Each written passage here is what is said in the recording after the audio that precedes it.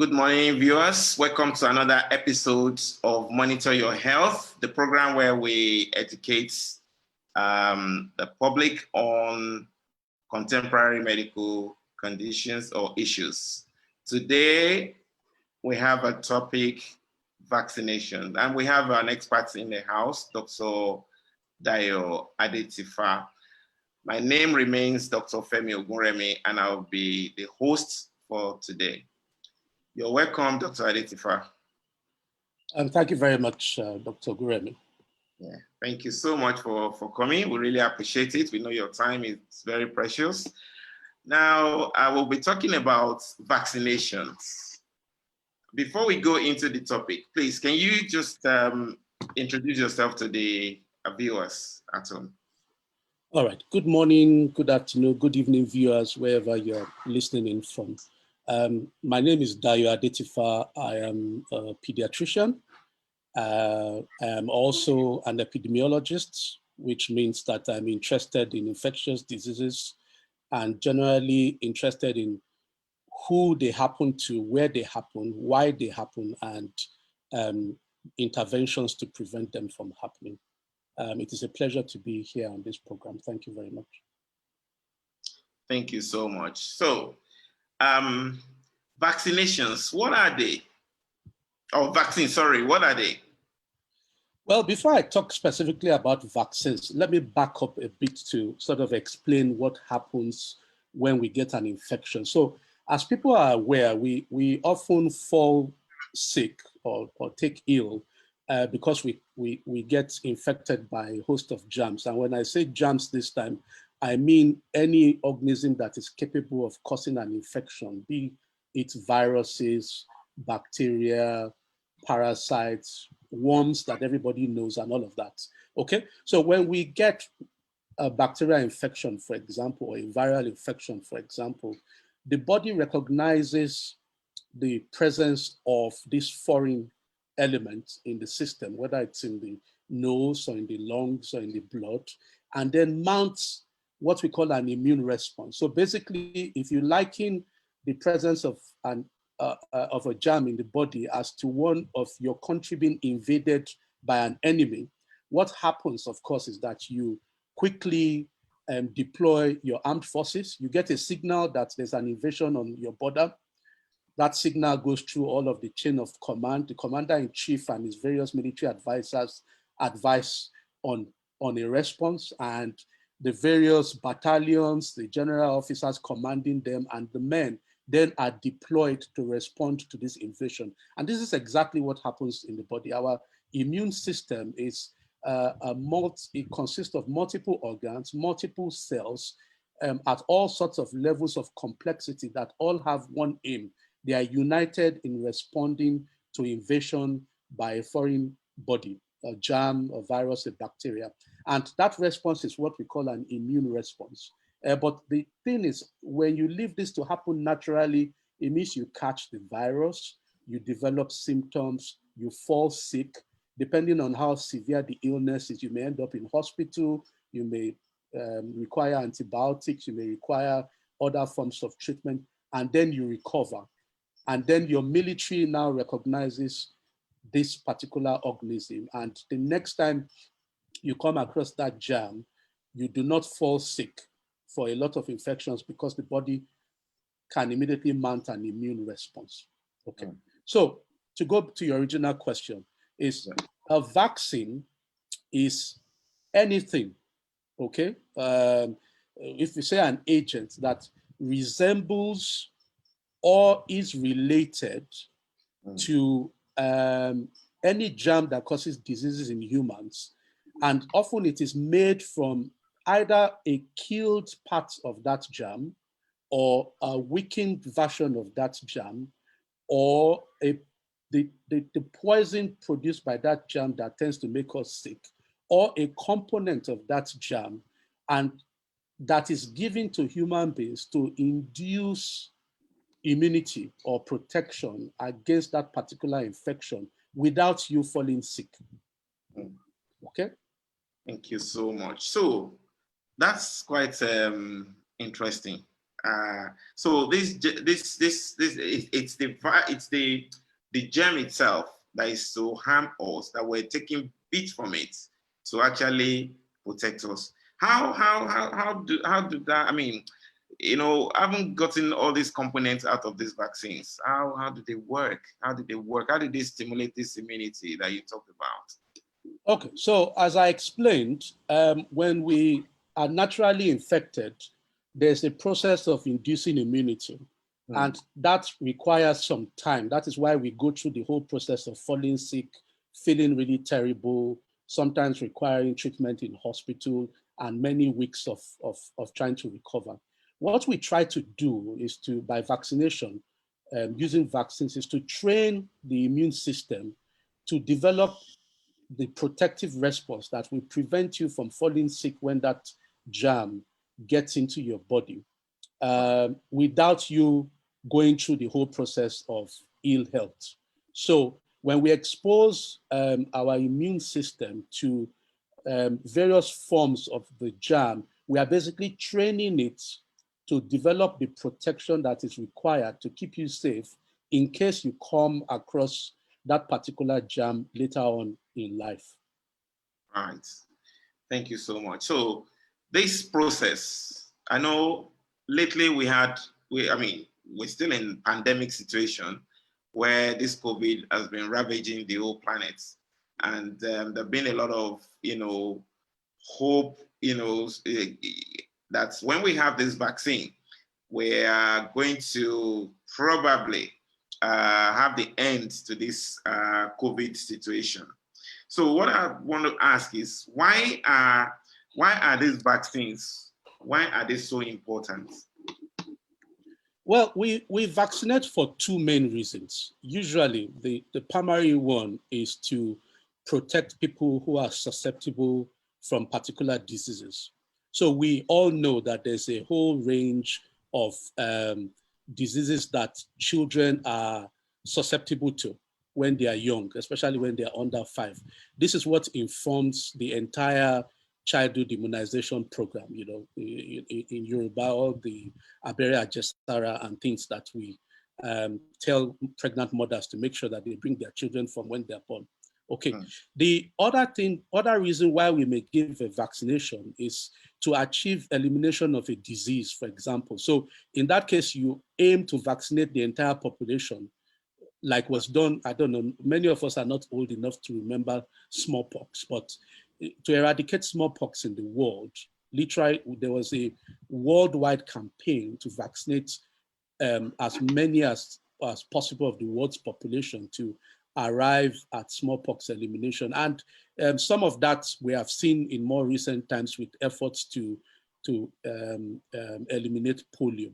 So these are the reasons for vaccination: to protect the susceptible, which it may be children, it may be pregnant women, it may be the elderly, and to actually eradicate disease or eliminate disease to protect populations. Right. Thank you so much for that. So we learned from the ongoing pandemic situation that there are various types of vaccines, and then we're hearing now Pfizer has produced one, other organizations that produce one, and they're their own types, and they've come with different forms. We even heard that the one from Pfizer, we have to sort of store them at a very, very low temperature, about as low as minus 70 degrees Celsius. Now, so what are these types? What are these types of vaccines? And for us to understand clearly. Okay, so in my definition of vaccines, I had said that it involves giving an agent that closely resembles the germ that we're interested in, or that is related to it, or that is made from a weakened version of that germ, or a killed form of that germ, or one of the poisons that the germ produces to make us ill, or a component of that germ. And as I said, the whole idea is you give all of these different types of agents to induce immunity to a disease. And what I've tried to cover basically in that definition is different types of vaccines. So if we take a vaccine that people know very well, that you are giving within the first month of life, the Bcg vaccine that is given to protect against tuberculosis, that is an example of giving an agent that closely resembles the actual germ that causes the disease that we're interested in. So the germ, the form of the germ that makes up the Bcg vaccine is related to the germ that causes tuberculosis in human, but that agent itself is responsible for tuberculosis in cows, what we call bovine TB, and it's been modified in some way because it's related to the one that causes diseases in humans to achieve protection against human TB when we receive that vaccination. Now, people are also used to yellow fever, for example, or the measles vaccine, okay? Now, these types of vaccines actually contain the virus that causes those diseases, but in a very weakened form, okay? So that virus has been weakened so that when it is given to us in a vaccine form, it can stimulate the immune response, the protection that we want, but without making you have the full-blown sickness. Okay, you don't come down with measles. You don't come down with yellow fever when you receive the vaccine. You come down with measles or yellow fever when you come across the virus and you are not protected against them. Okay, so that's an example of using a weakened form of the germ in a vaccine. Now, some of the germs make us sick by products that they make, okay? What I call poisons or toxins that they make. It is not the germ itself that makes us sick. It is that when they get into our bodies, they produce these toxins or these poisons that make us sick. But the good thing is that even those poisons are recognized by our immune system, and we can train our immune system to mount a protective response against them. And the classical example of a vaccine that is based on a poison or a toxin produced by a microorganism or by a germ is tetanus and diphtheria, okay? So I've covered how many types of vaccines now? The one made from a related organism, which for example is BCG, the one made from a weakened form of the germ that we're interested in, which for example is measles and yellow fever. I've now covered a vaccine that is made from the poison or toxins produced by the germ and used to also induce protection against the germ. Now, some other vaccines are just made from component parts of the germ. So not the whole thing, just we take a part, the part that we think may induce the most immune response, or that the body that is responsible for the illness that the germ causes, and then we take that part and process it and put it in a vaccine and give it to people, knowing that it will also train the immune system to produce a protective response. But that component part of the vaccine is not the whole vaccine, it's not the whole germ or bacteria or virus. So it's not capable of causing any infection or that, but it is still recognized by the body almost as if it's seeing the real thing, and it stimulates an immune response. So in terms of COVID, specifically your question, the vaccines that exist are of a few kinds. So for example, the Oxford AstraZeneca vaccine and many other vaccines use something called the surface protein of the COVID, or the spike protein of the COVID virus or the SARS-CoV-2 virus. That is just a part of the outer covering of the virus that is actually put into those vaccines, okay? And then there's the Pfizer and the Moderna vaccines that are actually using a relatively new platform in that they are taking genetic material from the vaccine, from the virus, and they've processed that in a way that rather than introduce any parts of the virus or into us through a vaccine, they introduce the genetic material that would be recognized by some cells in the body, and those cells will then produce the part of that spike protein or surface part of the virus that will be recognized by our immune system, and then we then develop and then leads to the development of a protective response. That's what the mRNA vaccines do. Yeah. Wow, thank you so much. Talking about, the way the vaccines are produced and the fact that they're coming from the organisms that were worried about infection from them. There are a lot of, questions around how safe are these? Are we safe to actually go ahead and take these vaccines? These are the questions that people ask. And then there are even some questions around, like the Pfizer's, I think it's the Pfizer's vaccines. People said, oh, it changes people's DNA. And once it changes it, it's going to cause this and cause that. There's been a lot of questions that the public have been asking. Can we just try and touch on that area to see how we can, answer questions from them? So they're talking about, are they really safe, these vaccines? The fact that they're coming from an organism, or the fact that they're taking some, changing some genetical, or taking some genetic components and injecting it into human?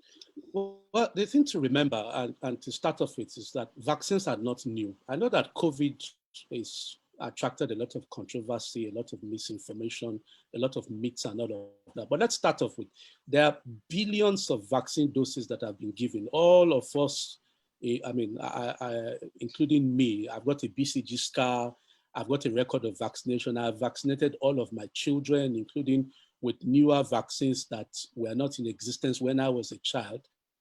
And there've been no untoward effects, okay? So vaccines go through, the development of vaccines go through a really rigorous procedure to confirm, first of all, that they are safe, and second, that they then do the job they are meant to do. But the overwhelming priority is that they are safe, so that when you do, if they're not safe and you do a risk-benefit analysis of, okay, should I get the vaccine to protect me against the disease, knowing that the vaccine is not safe, then no, that's difficult to use in public health.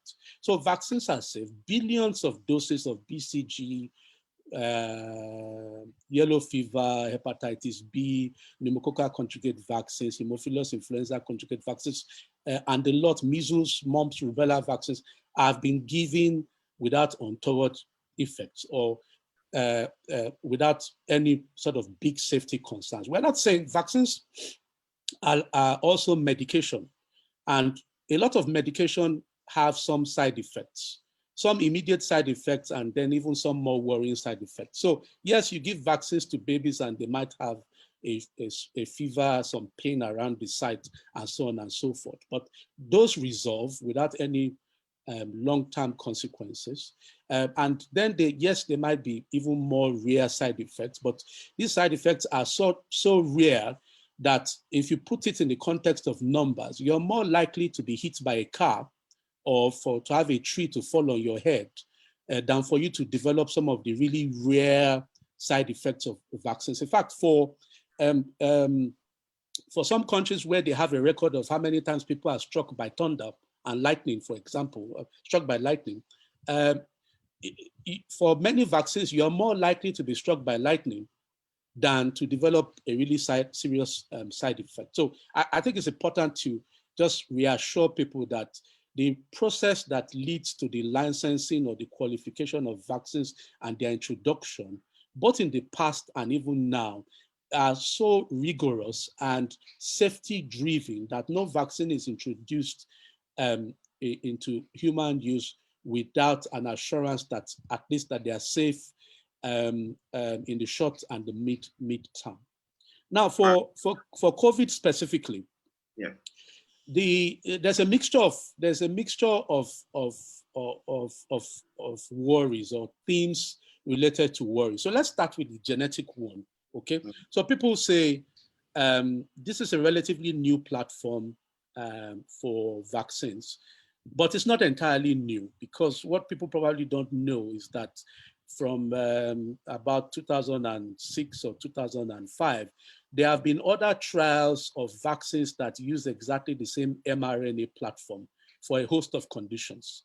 So in terms of early trial data, we do have some knowledge of the safety or some safety data that is related to mRNA vaccine platforms.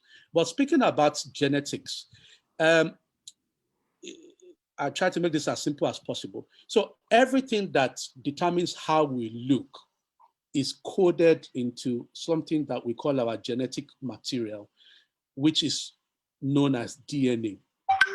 Okay? Now, what happens is, so if you assume that DNA holds or contains the code of life, of everything that we are, what makes, determines whether you grow bald, whether you have brown skin, brown eyes, or you are blonde and all of that, is coded into your DNA. That is the central code that is held in the center of our cells, covered by a membrane, and just stays there. Okay. Now, the question to answer is, so how does that code move from being in the center of our cells to be translated to all of the features that we have? That process happens through RNA. Okay. So we have a code that says that your, let's say that you will produce a certain kind of protein. What happens is that something converts that code, okay, to another form that is able to go to the part of your body where that feature needs to show to translate that. And that is done through RNA.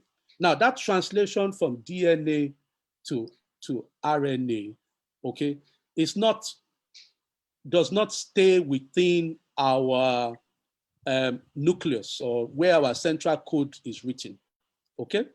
That transcription happens and the RNA goes outside. Now, the RNA goes outside to specialized organs where they, again, undergo some modification, say, okay, look, you need to make this person's, I don't know if you want to say this person's hair a certain color, or so that RNA gets sent on a message to go and achieve the change that is required somewhere. And that RNA that is sent is called messenger RNA. And messenger RNA is recognized outside of our cells in a specialized organ that translates that message into the proteins and the other products that are required to achieve a particular feature in the body. Okay?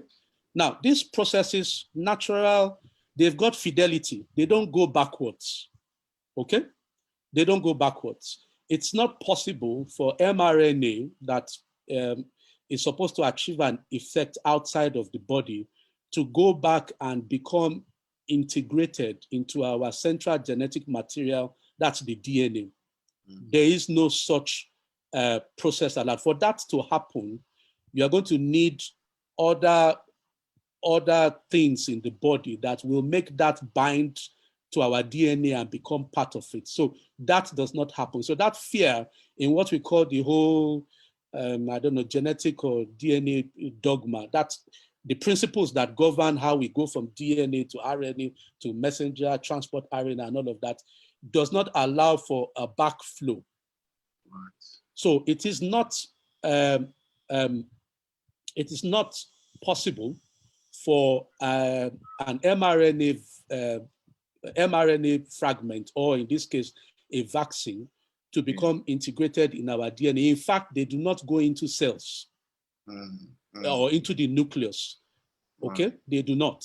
And in fact, because mRNA will be recognized as foreign, they are also processed in some way in these COVID vaccines with some protection that allows them to actually get into the body and getting to those organs outside of our cells or special units outside of our cells to do what they are supposed to do to induce protection.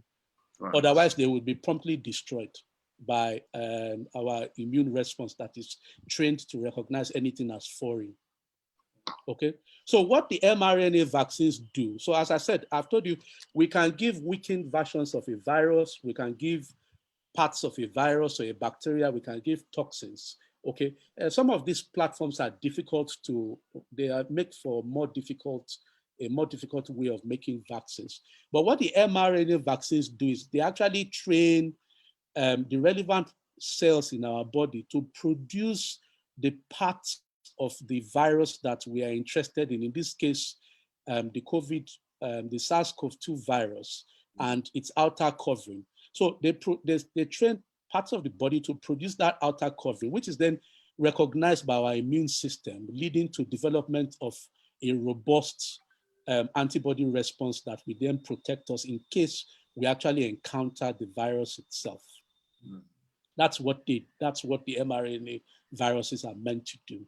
Okay, so they take a different approach, but ultimately, just as the AstraZeneca vaccine seeks to deliver that same part of the SARS-CoV-2 virus, which is the spike protein, into our bodies to train our immune systems to develop a protective response. The mRNA vaccines achieve that not by introducing the spike protein itself, but by training parts of the body to produce that spike protein to be recognized for immune protection.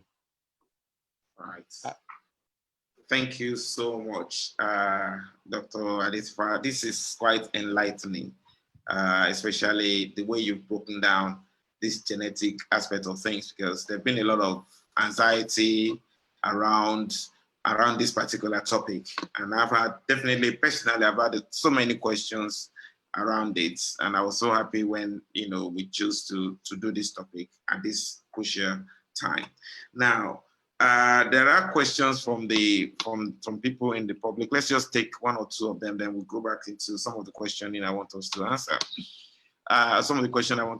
So there's a question here which says, which of the vaccines would you say is the best? That's part one. Part two is, and which one will be available in Nigeria? So this is talking about COVID vaccines, right? Yes. Okay. Yes. So I'm not okay. So people seem to be a lot concerned about, the individual performance of the vaccines or the different vaccines that are available. But what we know in public health is that it's actually not the efficacy of the vaccine that is important. I mean, certainly you need an efficacious vaccine, even if it's 50% efficacious or 70% efficacious. But if you've achieved that, that's actually the list of your priorities. The most important variable is getting those vaccines delivered to people and actually achieving really high levels of coverage. Otherwise, it doesn't matter whether the vaccine is 100% protective or not. If people don't get it in an efficient and equitable manner that covers everybody, then it doesn't matter. So I give, if I give an analogy, it doesn't matter whether a vehicle is a Volkswagen Beetle or a BMW or a top-range Mercedes-Benz if you put it in the hands of somebody who doesn't know how to drive very well. If you just have basic driving skills, you cannot make a difference of the performance of any of those vehicles, for example. Yeah, you cannot. I mean, if you put me into Lewis Hamilton's Mercedes Formula One racing car, I wouldn't put in the same performance as the guy, even if he quote unquote has the best car on the grid. Okay, so this is it. So in terms of which is the best vaccine, there are now, efficacy of a vaccine is just one component of the decision that needs to be made about which vaccine to introduce into a population. The other thing obviously includes, okay, the costs, how will you administer it, what are the storage conditions, or what we call cold chain requirements that are needed to keep this vaccine potent until it gets to the end user. And the end user we are talking about is in a primary healthcare center in my village or in your village, for those of us who are from villages and not big city people. Okay, yeah. So these other variables need to be considered in addition to efficacy to make a decision about which vaccine should be introduced. But in terms of the thresholds that have been put into place or recognized by WHO and the strategic group of experts on immunization, is the bar had been set at any vaccine that is 50% efficacious is already a good enough start. 70% is about where you want all the vaccines to be. And the 3 vaccines that we have that are sort of coming to the market all seem to have efficacy that is 70% and above. So I would ordinarily say those 3 vaccines should be on the short list for consideration. And then other variables like availability, cold chain requirements, or the storage conditions required, they need to be taken into account. Now, the Moderna and the Pfizer vaccines require what we call ultra cold storage. Most people are used to freezers. People think that, okay, anything that you put in a freezer, that is the coldest that it can be, 0 degrees, okay? But actually, there are things that require storage at lower than 0 degrees. So it's -20, -70, -80. These are what we call ultra cold storage requirements. 2 of these vaccines, mRNA vaccines, require ultra cold storage requirement or have ultra cold storage requirements. So if you live in a country, for example, where you've got power problems, can you picture trying to maintain just a normal household deep freezer in every village clinic that needs to give a vaccine? So that's a challenge. That's something that is difficult to implement. So even if those vaccines became available and we are sitting down in an ultra cold freezer in Abuja or in Lagos, we would have problems even delivering them within those cities, not to talk about going into the interland. But that's not to say that you shouldn't consider those vaccines, because all it requires you to do is recognize the challenge, and then it's left for governments and their various partners to see if they can put into place the infrastructure that is required to support their storage and their delivery to citizens. I'll give you an example. One of the current Ebola vaccines in use actually requires ultra cold storage, and people may not know that. This is a vaccine that has been used over the last couple of years to bring the Ebola outbreak in Democratic Republic of Congo under control. They required ultra cold storage, and I mean, between 300 to 500,000 doses of those vaccines were administered to people in Congo, in South Sudan, bordering areas of Uganda, and I'm not sure, maybe even parts of Rwanda, as part of the response to that outbreak. So it's doable. Technology has delivered, small cooling units that can maintain temperature, that can be carried on your motorbike to deliver vaccines to distant locations. There is something called dry ice that can also be used to transport things. So it's all up to governments to recognize the challenge that needs to be overcome to deliver any of the vaccines that they choose to go with. Otherwise, I think my position is that I will gladly take any of the top 3 vaccines that are currently available. Wow. Thank you so much, Dr. Adetifa. This is quite interesting and enlightening as well. So we'll be rounding up now because of the time. I know we still have quite a lot. I have a lot I even want to ask, but I'm just going to ask something specific around this, COVID, which people have been saying. I know that this is not a COVID topic. We're talking about vaccine generally, but since you're here, we might as well just ask you, Are we seeing the end to the dark times with these vaccinations that is now coming up? Do you think this is the end of COVID? I do not think it's the end of COVID. What I think is that we can now see light at the end of the tunnel. So we now know that if we have enough vaccine doses, we can vaccinate populations, a large proportion of populations, to subsequently achieve what we call herd immunity. Herd immunity is the protection that you get when majority of the members of a population in any country, community, or so have been vaccinated and have vaccine-induced protection. So the light is at the end of the tunnel, but there's still some distance to travel towards there. There's a difference between having vaccines receiving emergency use authorization and actually getting them into our arms. They say there are not enough doses to go around, for example. This is why even the wealthy countries that have pre-purchased vaccine doses already have to prioritize who gets them first. So when you don't have enough vaccine doses, you aim to give them to vaccinate those people at the highest risk. So healthcare workers, obviously, healthcare workers are an example of frontline workers. There are other people who are frontline workers that may not work in the health sector that might need vaccination.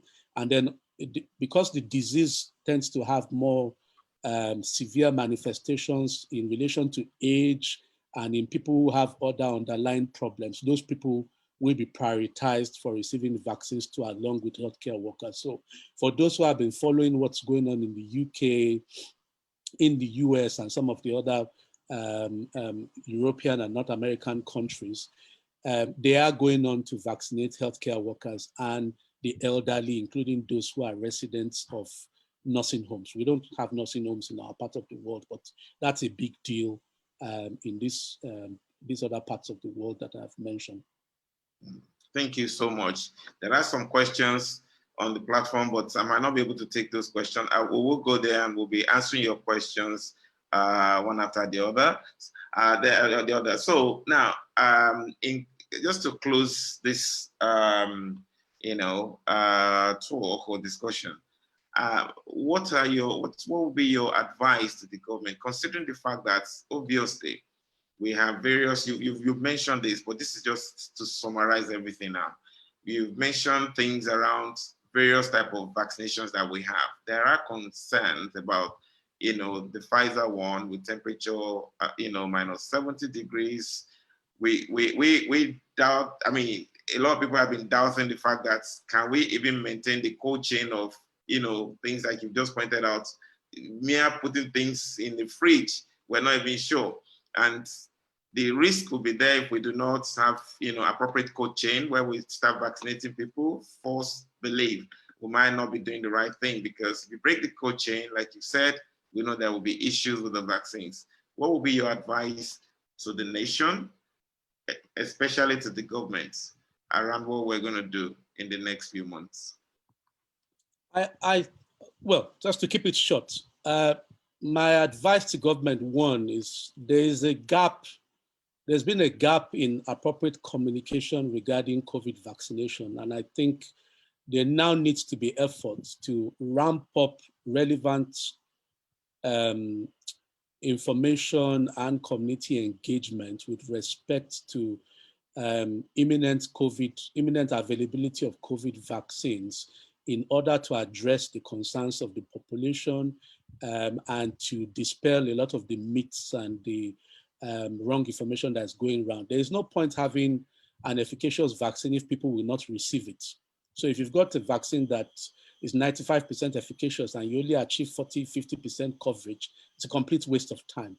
So all over the world, I think there have been delays or there's been a gap in efforts to implement a communication strategy to address vaccination specifically, people's concerns and all of that. We should go into overdrive, saturate everywhere or every platform that can be saturated with the appropriate information, including even live shows like this, to address the concerns of citizens. So that's one.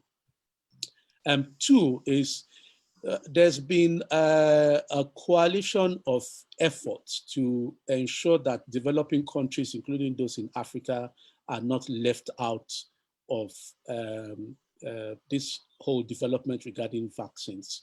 The specific platform to try and achieve that for Africa is something, I mean, for Africa and some other places, something called COVAX. Now, while other countries were a bit sort of forward-looking and purchasing vaccine doses and all of that, a lot of our countries on the continent took a more laid-back position. I mean, yes, it can be argued that we didn't have as much of a COVID problem as other countries, but the COVID pandemic has not just been a health issue, it's also been a significant economic issue, and you cannot separate livelihoods from health. If people cannot live, cannot make a living, they get poor. If they are poor, they get sick. So they're all connected. It's not just a health issue. So I think the country should engage with all of these efforts, should also make its own efforts to acquire vaccine doses, because the point is there will not be enough vaccine doses to cover entire populations, even in the whole of 2021. But to obtain vaccine doses to cover who our priority populations are should be something that the government should try to do. I know I saw in the headlines yesterday or the day before that the executive director of the National Primary Health Care Agency that's responsible for immunization has talked about Nigeria acquiring, I don't know if it was 6 million doses of vaccine, which is a good development. So my next advice, obviously, is to now begin to make plans to assess the requirements for delivering those vaccines to priority populations and begin to put them in place. Obviously, it's a bit easier to reach healthcare workers because they all work in hospitals or can all be made to travel to a central hospital where you can control storage conditions. But all of those requirements should be put into place now. There should be plans to put them into place now because there's always a lag time for implementation. So I think that's the last bit of advice I would give the government. Communication, forward-looking to make sure that we plug into every effort to get our population the vaccines that they will need. And following on from that to make sure that beyond purchasing the vaccine, you don't wait till they are sitting down in your airports before you start to implement delivery plans. So that should go on contemporaneously. And then my advice to people is, please go after the right information. There's just too much. Some of it from a bit lack of understanding of some sort of things related in biology or science, which is fine. I mean, I don't understand many things in arts and social sciences myself, but please go after the right information. Stop sharing all of these wrong things that are going around, because for some people, that is the only source, that's the only thing they're going to read or see about this particular issue, and therefore you are contributing to sharing the wrong information. Let me stop there. Thank you. Thank you so much for coming on the show. It's been a life-living period. So we're getting to the end of it now, and really want to appreciate you. To the viewers at home, thank you so much for joining us again. Without you, there's no show, and we know that you probably have learned a lot from this. Let us practice what we gain from here. Obviously, the purpose is for us to empower the public to have the right information. That's why we bring experts like this from the ways of like, please, mute this phone, please. Can you please mute your speaker, please? Joyce, please, can you mute your speaker? Okay, sir. Thank you. Sorry about that. A bit of an interference there. So thank you so much. And we will be coming next week with another, important topic, which we know that will benefit you. So until we meet then, have a nice weekend and stay safe, stay healthy. Thank you.